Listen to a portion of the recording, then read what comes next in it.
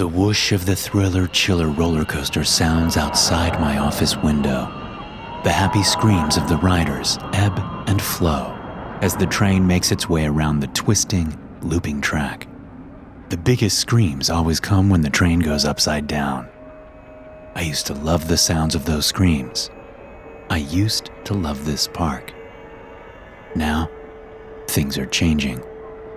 I stare at my computer screen, reading all the legalese from the safety inspectors.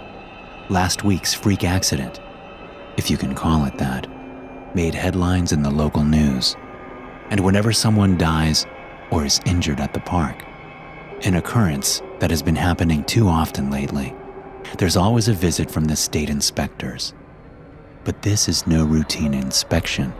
If I'm reading it correctly, it means we're on a probationary period. They'll shut us down if something else happens. I don't understand it. We closed for the remainder of the week after the woman fell out of the Ferris wheel. We went over every inch of the ride with the state inspectors. I had my employees check every other ride too. There was nothing, no problems. We stay on top of our inspections. We have, ever since I took over operation of the park. One of the inspectors even said to me he thought the woman jumped, although her two young children that had been on the ride with her said otherwise. But they're just kids. Their little brains can't process the thought that mommy would want to kill herself. She jumped. There's no other explanation. I switched tabs to look at the notification from the insurance company. More legalese, more ass covering, more blame thrown on me and my park.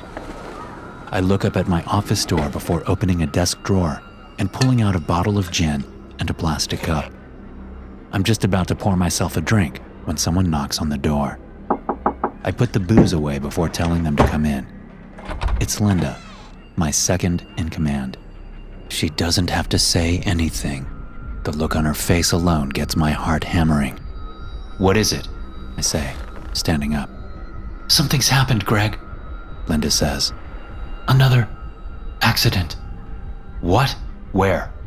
"The House of Mirrors," she says, holding up her radio to me, her face turning from worry to sickness. I snatch the radio away from her and talk into it. "Rick, talk to me. What's happening?" I ask, wondering how the hell someone could get seriously injured in the House of Mirrors. Sure, people bumped into the mirrors all the time, but it was never very hard, and the mirrors were essentially unbreakable.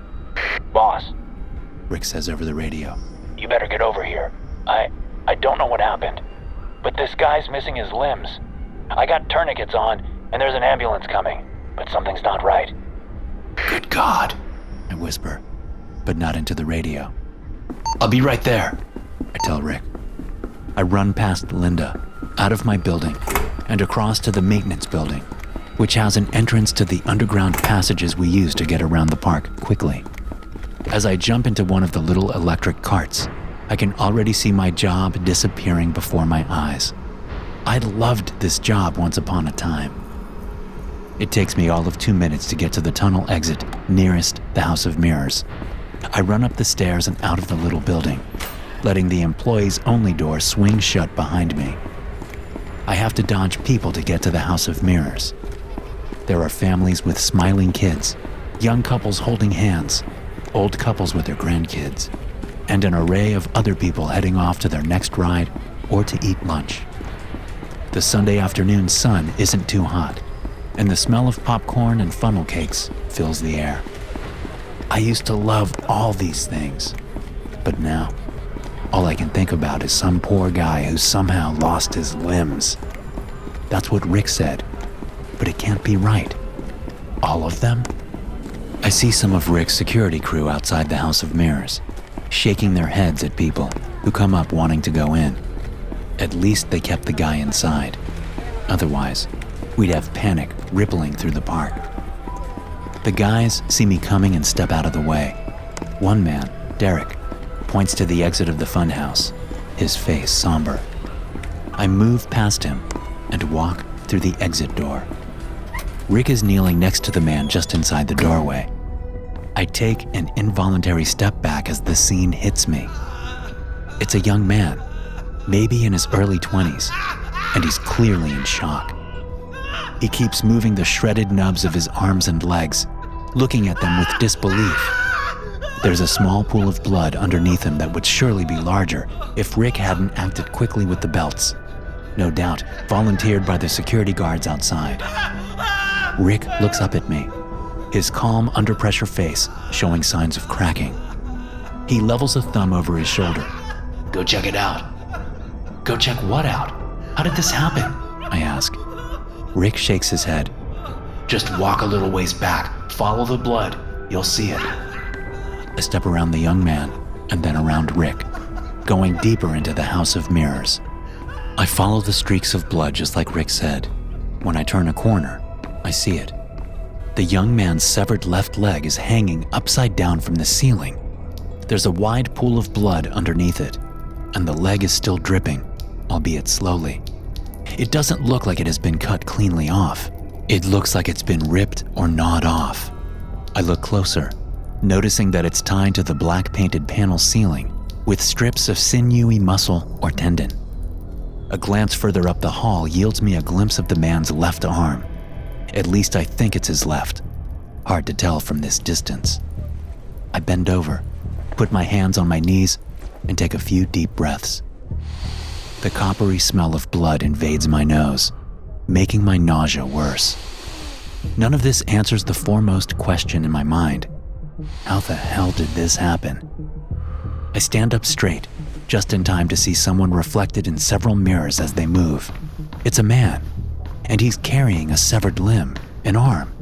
He has a blood smear on his mouth, and as I watch, he lifts the arm up to his mouth and takes a bite. I stumble back, panic severing all coherent thoughts except one. I need to get the hell out of here. "There's someone in here," I say to Rick as I squeeze past him and the man with no limbs, who is now unconscious. "We need to call the police. It's a man. A man did this." Rick stands up. His radio crackles on his belt, but we both ignore it. "Are you sure? You saw him?" I nod, walking backward toward the exit. Derek, one of the security guards, barges in and runs into me just as I'm getting to the door. "Sir," he says, "we need to close the park. Now, something's happening." "Did you see him too?" I say, still sickened by the image of the man taking a bite out of that arm. "What?"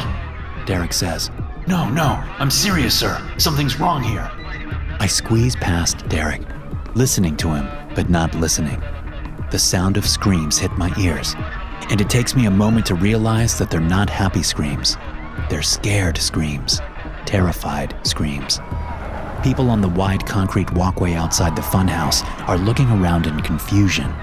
Some people run past, looking over their shoulders. Parents grab hold of their kids, sensing something is wrong. I can see the top half of the Ferris wheel from where I am.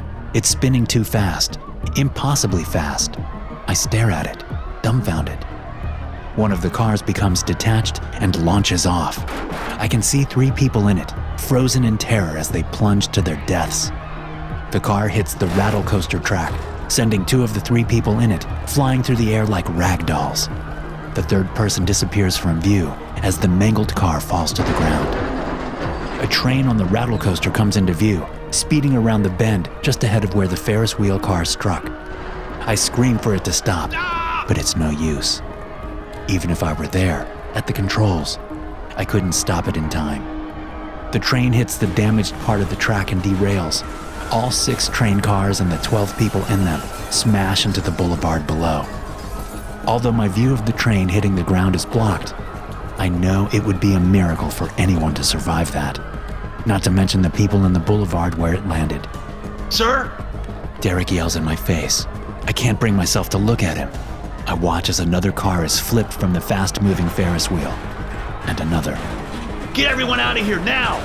Rick shouts from behind me. He starts barking orders into his radio. A worker in a happy hippo costume stumbles into view amid the screaming and terrified people now running along the walkway in front of me. Whoever is in there is working to get the hippo head off, but struggling to do so. Suddenly snapping out of my shock, I realize that this is someone I can help.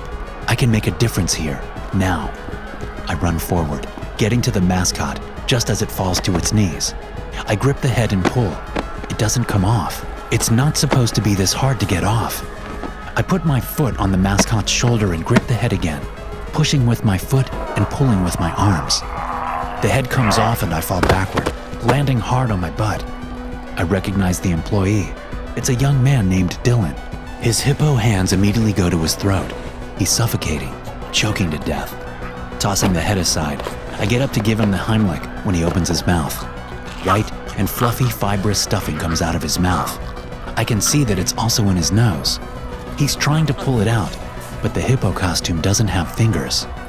I kneel in front of him and start pulling the stuffing out of his mouth. He's looking at me with wide, tear-filled eyes.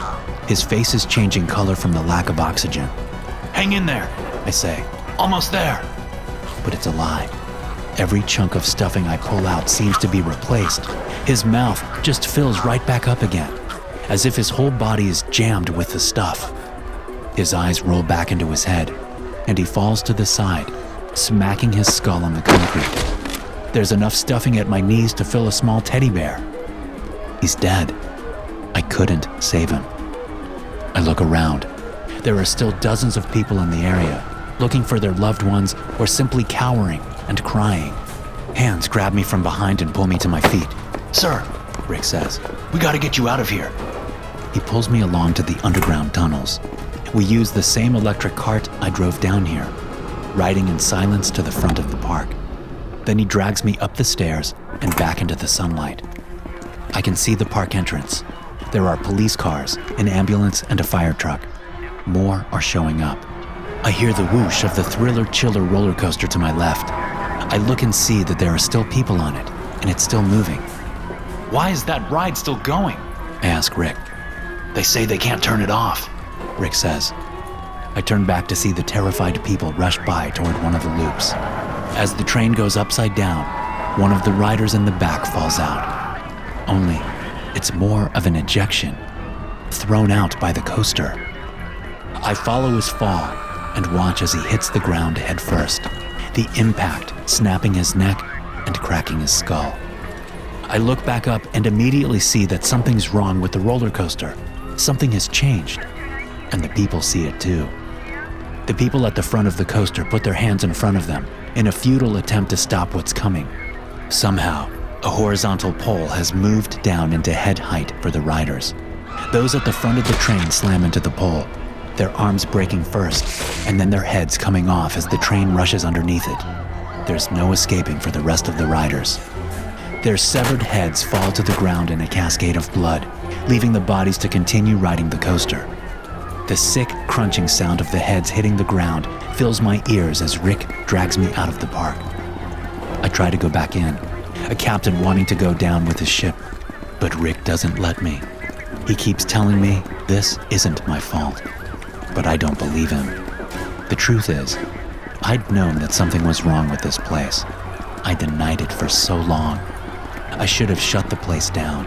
I should have, but I didn't. And now I have to live with the sounds of severed heads hitting the ground, the sounds of terrified screams. As more and more people stream out of the park and first responders stream into the park, I can't pull my eyes from the rides still in motion. Some of them, like the Thriller Chiller, just have corpses in the seats, but others operate on their own with living people strapped in, screaming, dying. I feel like the terrible screams will go on forever. All I want to do is to make them stop. SCP-823 is an abandoned amusement park located in the suburbs of a major American city. The site was abandoned after several violent events resulted in the deaths of hundreds of park attendees. These events, also known as Bloody Sunday, are estimated to be the peak of a 20-year cycle by the artifact that controls SCP-823. 231 attendees were killed, and another 7 injured or maimed. The site is now guarded by the SCP Foundation, as it's believed that the artifact is still active in the area. No one is allowed to enter the grounds, and plans for demolition are currently under debate. Hey guys, thanks for listening. Be sure to subscribe to the podcast for more SCP stories like this one. You can also check out some more episodes from the SCP Experience podcast here. I'll see you in the next one.